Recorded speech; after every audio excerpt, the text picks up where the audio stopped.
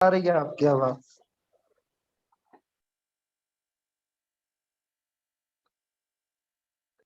जी, हम स्टार्ट ये पॉइंट्स मैंने पढ़ाए थे आपसे, आपके साथ डिस्कस किए थे कि प्रिंसिपल्स क्या हैं, ठीक है?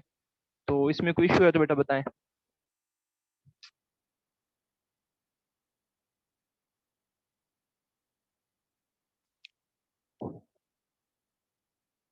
अच्छा, नेक्स्ट हमारे पास जो टॉपिक है वो है टाइप्स ऑफ बैंक एडवांसेस। जो बैंक एडवांसेस देता है, बैंक जो है वो अपने फंड्स जो है आगे कहीं ना कहीं इम्प्लाई करने होते हैं, कहीं ना कहीं इन्वेस्ट करने होते हैं। तो किस तरह से जो है ना इन्वेस्ट कर सकता है, कहाँ कहाँ जो है वो यूज़ कर सकता है उन फंड्स को। तो एक तो है रनिंग फाइनेंस ओवरड्राफ्ट। बैंक जो है ओवरड्राफ्ट देकर, अब ओवरड्राफ्ट क्या होता है आप लोगों को अच्छे से पता है। एक सर्टेन लिमिट है जो कि करंट अकाउंट के ऊपर दी जाती है अपने कस्टमर्स को। नॉर्मली बिजनेसेस के लिए होते हैं, लेकिन आप इंडिविजुअली तौर पे भी ले सकते हैं, जिसको आप ओवरड्राफ्ट भी कहते हैं और रनिंग फाइनेंस भी कहते हैं। जब आपकी बहुत ज़्यादा ट्रांजेक्शन हो रही होती हैं तो एक सर्टेन अमाउंट जो है उसकी लिमिट रखकर जो है बैंक आपको जो है ना वो इजाज़त देता है कि आप जो है उस अमाउंट तक जो है ना वो पैसे जो है वो निकलवा सकते हैं एक्स्ट्रा। अच्छा, तो इसके कुछ फीचर्स हैं। वो क्या फीचर्स हैं? इसके ऊपर जो है बैंक जो है वो चार्ज करता है, मार्कअप जो है वो चार्ज करता है, और ये मार्कअप जो ओवरड्राफ्ट के ऊपर होता है वो डेली बेस के ऊपर होता है। तो ये एमसीक्यूज बन सकता है कि जो ओवरड्राफ्ट के ऊपर जो है वो मार्कअप या इंटरेस्ट रेट जो है वो किस बेस के ऊपर होता है। डेली बेस के ऊपर हो सकता है, वीकली बेस पे, मंथली बेस पे, एनुअली बेस पे। तो आपने उसके अकॉर्डिंग जो है आंसर देना होगा। उसके बाद पीरियड ऑफ टाइम है। नॉर्मली ये जो है 3 से 6 महीने के लिए होता है, इससे कम का भी हो सकता है, ठीक है? और ये भी एमसीक्यूज बन सकता है कि कितने टाइम के लिए होता है। उसके बाद पर्पस ऑफ यूज, किस लिए यूज किया जाता है, ठीक है? तो ये जो है बिजनेस पर्पस के लिए भी यूज किया जाता है और पर्सनल नीड्स को सेटिस्फाई करने के लिए भी जो है ना वो यूज कर सकते हैं आप। उसके बाद ये किस अकाउंट के ऊपर होता है? ये मल्टी, जहाँ पे बहुत ज्यादा ट्रांजेक्शन हो रही है, मल्टी ट्रांजेक्शन अकाउंट के ऊपर होता है, ठीक है? सिंगल ट्रांजेक्शन अकाउंट के ऊपर नहीं होता, बल्कि मल्टी ट्रांजेक्शन अकाउंट के ऊपर होता है। इस अकाउंट में बहुत ज्यादा जो है ना वो डेबिट क्रेडिट हो रहा होता है, ट्रांजेक्शन हो रही होती हैं, और अब हाँ ये फैसिलिटी जो है दी जाती है। उसके बाद रिन्यूअल है। अब सपोज ओवरड्राफ्ट आपने दिया, अगले बैंक ने जो है वो अगला इंडिविजुअल जो है बिजनेसमैन, उसने उसकी पेमेंट कर दी। दोबारा अगेन जो है आपने चेक इशू कर दिया, पैसे नहीं थे, उसने दोबारा जो है ओवरड्राफ्ट दे दिया, और फिर आपने पेमेंट कर दी, फिर उसने दोबारा जो है आपने चेक इशू कर दिया, उसने पेमेंट कर दी, ठीक है? तो फिर आपने जो है वो वापस कर दिया। तो ये रिन्यूअल होता रहता है ऑटोमेटिकली। ओवरड्राफ्ट में जो है रिन्यूअल जो है वो होता रहता है। डेबिट बैलेंस, एक होता है क्रेडिट बैलेंस और एक होता है डेबिट बैलेंस। इसमें ये होता है कि जब आपका अकाउंट जो है उसमें पैसे जीरो हो जाते हैं, क्रेडिट बैलेंस जो है उसका खत्म हो जाता है, उसके बैलेंस जो है जीरो होता है, तो तब जो है अगर आप चेक इशू करते हो तो बैंक उसको ऑनर कर लेता है। डिसऑनर नहीं करता, ऑनर कर लेता है, और उस अकाउंट का बैलेंस जो है वो डेबिट कर देता है। उस अकाउंट का बैलेंस जो है वो डेबिट कर देता है। इट मीन उसने ये अमाउंट जो है आपसे रिसीव करनी है, उसके लिए ये रिसीवेबल है। उसके बाद कोलेक्टरल सिक्योरिटी है। बैंक के साथ जब आप एग्रीमेंट करते हो ना कि भाई ओवरड्राफ्ट की फैसिलिटी आप मुझे दें, तो उसके अगेंस्ट बैंक आपसे कोई ना कोई चीज अपने पास रखता है। वो गोल्ड भी हो सकता है, वो सिल्वर भी हो सकता है, वो शेयर्स भी हो सकते हैं, वो कोई सिक्योरिटी और हो सकती है, उसमें पेपर इंस्ट्रूमेंट्स भी हो सकते हैं, यानी कि आपकी इन्वेंट्री की सिक्योरिटी भी हो सकती है। कोई भी चीज जो है वो आपसे सिक्योरिटी करता है और फिर जो है आपको ये फैसिलिटी जो है प्रोवाइड करता है। तो ये उसके कुछ फीचर्स हैं रनिंग फाइनेंस के, ठीक है? ये उसके कुछ फीचर्स हमने पढ़े हैं। कोई मसला है तो बेटा पूछे। ये सर, ये कुछ बैंक्स होते हैं जो कॉज वगैरह रखते हैं।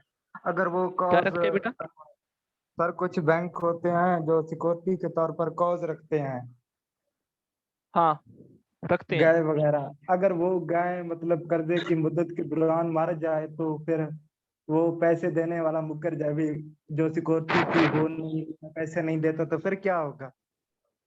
उसमें सिर्फ वो कॉज के ऊपर जो है ना वो एक तो असल में मैटर करता है कि अमाउंट कितनी है।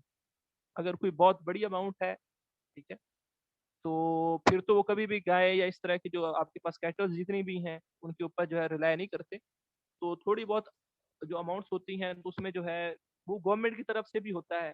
गवर्नमेंट की इंस्ट्रक्शंस होती हैं कि आप जो है इस तबके को उठाने के लिए जो है इनके पास और कोई सिक्योरिटी नहीं है, तो आप जो है इससे गुजारा करें। तो फिर उसमें गवर्नमेंट भी फैसिलिटेट कर रही होती है, और आपके पास और भी काफी सारी ऑप्शंस होती है ना। अगर वो बंदा कहता है कि भाई मैंने नहीं देनी, तो फिर वो सिक्योरिटी तो उसके पास नहीं होती, लेकिन फिर वो किसी और चीज़ के ऊपर गवर्नमेंट की तरफ से जो है ना अदालत जाकर जो है ना किसी और चीज़ की जो है ना सिक्योरिटी ले लेता है, कोई और चीज़ जो है वो उनकी ले लेता है, अगर वो अमाउंट नहीं देते तो।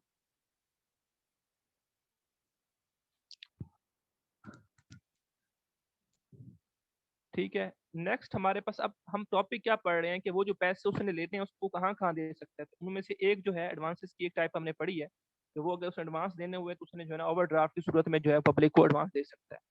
दूसरा है कैश फाइनेंस। कैश फाइनेंस में क्या होता है?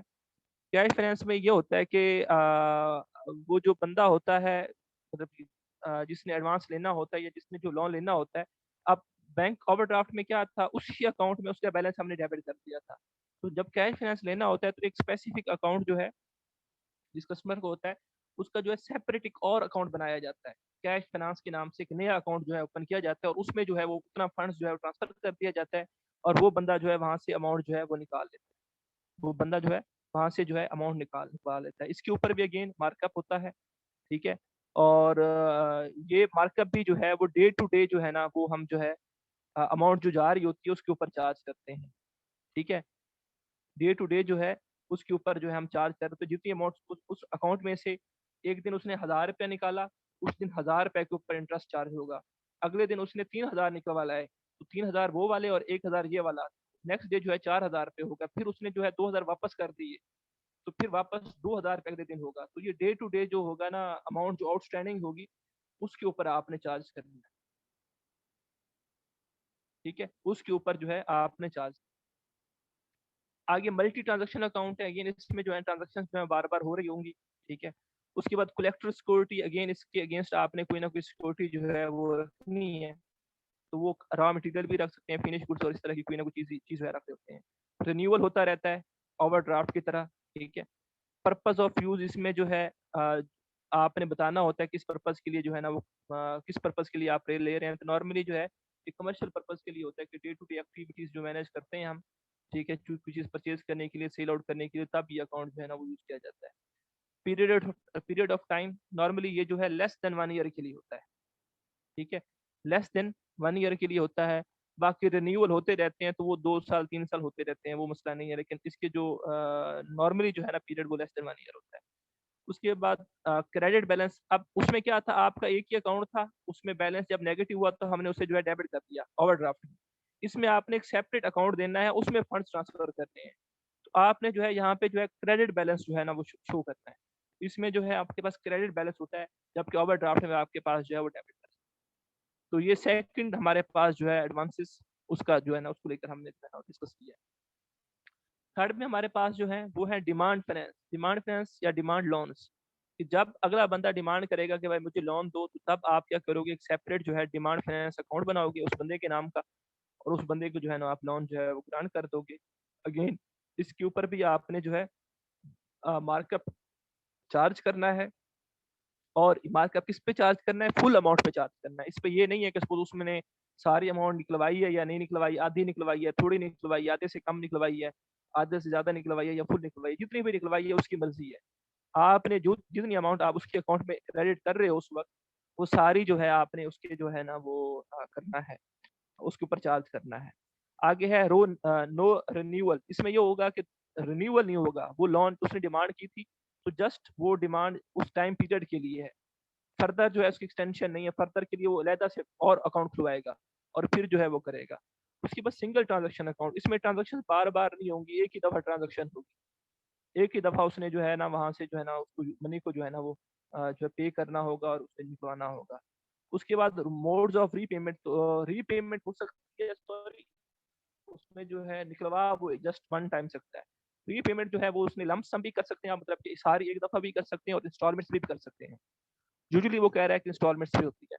उसके बाद है कलेक्टर सिक्योरिटी। आप जो है उसको जब ये लोन दोगे उसके अगेंस्ट आपने फिक्स एसेट को ये रखना है सिक्योरिटी में अपने पास, जैसे मशीनरी है, लैंड है, बिल्डिंग है।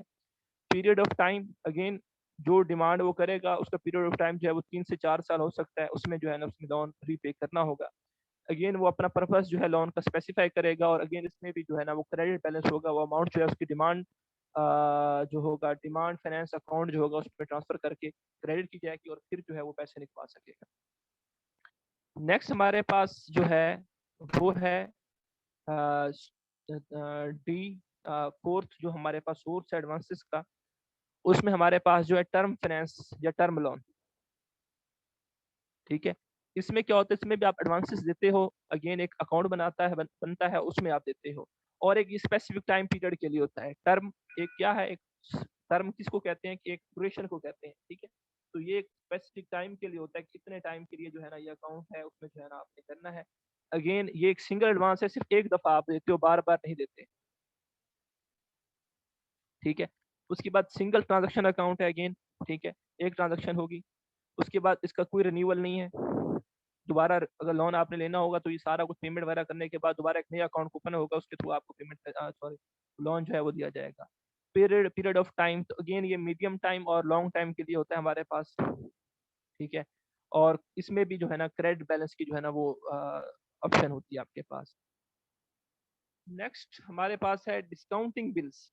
अब डिस्काउंटिंग बिल्स क्या होता है, हमने पढ़े थे बिल्स की डिस्काउंटिंग करना, वो बिल ऑफ एक्सचेंज और वो क्या नाम है उसका, promissory note, normal bill of exchange ही क्या चलते हैं। उसमें क्या होता है कि सपोज आप दो पार्टी के दरमियान जो है ना कॉन्ट्रैक्ट हो गया कि मैंने जो है ये अमाउंट फलां बंदे को फलां दिन को पे करनी है। अब उस बंदे को पैसों की जरूरत पड़ गई है। अब वो बंदा किसके पास आता है, बैंक के पास आता है। बैंक को कहता है कि भाई मुझे पैसों की जरूरत है, ये आप बिल रख लो, फलां बंदा आपको पैसे दे देगा, फलां बंदा आपको पैसे दे देगा, आपने फलां बंदे से पैसे ले। तो अब बैंक कहेगा मुझे मुझे क्या फायदा है। तो फिर जो है बैंक कहता है हाँ मैं एक सूरत में आपको दे सकता हूँ, वो ये है कि इसको 100 रुपए है, 100 रुपए का आपने मुझे नोट दे रहे हैं, तो मैं आपको जो है वो इसके ऊपर 70 रुपए वापस करूंगा, या 65 रुपए जो है वो आपको दूंगा, और 35 रुपए जो है वो मैं आपको नहीं दूंगा। वो 35 रुपए मेरे पास क्या हो जाएगा, मेरे पास वो जो मेरा प्रॉफिट है जो मैं आपको पहले दे रहा हूँ, उसके जो है ना मेरी एक फीस हो जाएगी, मेरे चार्जेस हो जाएंगे। तो इस तरह से आप क्या करते हो, डिस्काउंटिंग करते हो बिल्स। ठीक है, तो इसमें अगेन लोकल बिल्स होते हैं। ठीक है, मतलब कि अगर पाकिस्तान के जो आपने लोग होंगे उनके साथ जो आप ट्रांजेक्शन होंगी उसको लेकर आप कर सकते हो। नॉर्मली ये क्लीन होता है। क्लीन से क्या मुराद है, इसके बैक एंड पे किसी तरह का कोई डॉक्यूमेंट वगैरह या कोई सिक्योरिटी वगैरह नहीं होती। उसके बाद मार्जिन, इसके ऊपर 35% जो है ना वो मार्जिन रखा जाता है, और बाकी 65% जो है ना वैल्यू जो है वो उस बंदे को लोन को दे दी जाती है। 35% मार्जिन जो है वो आप अपने पास रखते हो। अगेन इसके ऊपर एक डिस्काउंट रेट के साथ आप जो है प्रिस्क्राइब कर जो है ना वो बैंक जो है अपने पास चार्ज करता है, मतलब इसके ऊपर जो लोन वो दे रहा है उसके ऊपर एक खास अमाउंट जो है वो इनको चार्ज करेगा और वो अपने पास रखेगा प्रॉफिट के तौर पे। टाइम इसका यूजली टाइम फिक्स होता है, और आपको पता है कि बिल ऑफ एक्सचेंज की जो एज है वो 3 मंथ्स के करीब करीब है। नॉर्मली 3 मंथ्स के अंदर अंदर डिस्काउंटिंग जो है ना वो वैलिड है। उसके बाद बोरोवर्स जो बंदे को जरूरत पैसों की जरूरत होगी उसको जो है ना आप बैंक जो है वो पैसे दे देगा, इसके अगेंस्ट जो है वो रख लेगा बिल जो है, और ये अमाउंट जो है वो उसके करंट या सेविंग अकाउंट जो भी उसके पास ऑलरेडी अकाउंट चल रहा होगा उसके थ्रू जो है ना उसको दे दिया जाएगा। तो ये कुछ पॉइंट्स हैं। उसके बाद ये परचेजिंग है, परचेजिंग बिल भी यूज किए जाते हैं। बस आप इतने कर लो, ये 5 सोर्सेज जो है मैंने आपको पढ़ाए हैं। कोई मसला है तो बेटा पूछ।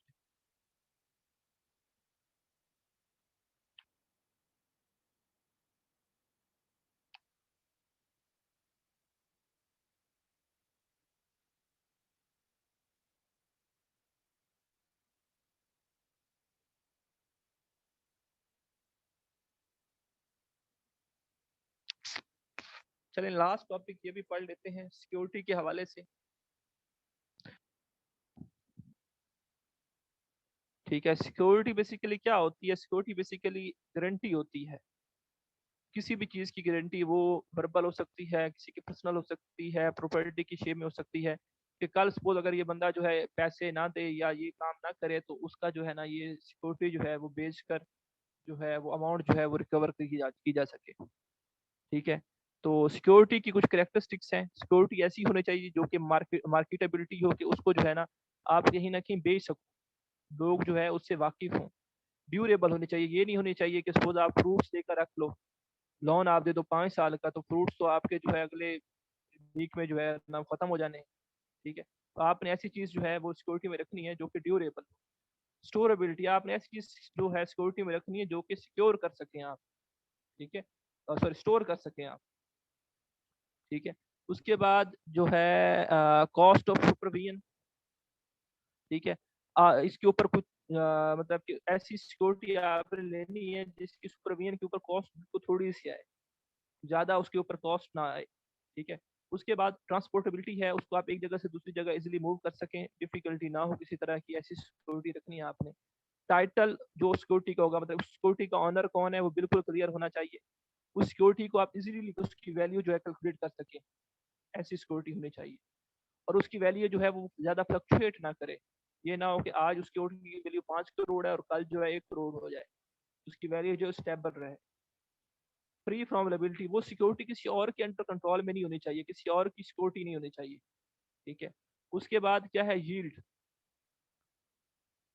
अगर जो है सिक्योरिटी जो है उसके ऊपर किसी तरह की कोई पेमेंट वगैरह है, कोशिश करनी चाहिए ऐसी सिक्योरिटी आप जो लें जिसकी वैल्यू जो बढ़े, उसके ऊपर जो है ना कोई उसका जो है ना वैल्यू जो है उसमें एडिशन आता जाए। जैसे अगर आप जो है सिक्योरिटी लेते हो लैंड, तो लैंड प्राइस जो है बढ़ती जाए। अगर आप सिक्योरिटी लेते हो शेयर्स, तो शेयर्स की प्राइस जो है वो बढ़ती जाए, ठीक है। तो ऐसी चीजें आपने जो है सिक्योरिटी देने की कोशिश करनी है। अच्छी सिक्योरिटी वो कहलाएगी जिसमें यील्ड मिलता रहेगा। तो ये कुछ पॉइंट्स थे जो मैंने आज डिस्कस करने थे आपके साथ। हमने दो टॉपिक्स पढ़े हैं, एक सिक्योरिटी और उसके फीचर। और पहला हमने जो पढ़ा है वो है एडवांसेस और कौन कौन से एडवांसेस आप दे सकते हैं। कोई बेटा मसला है तो बेटा पूछें।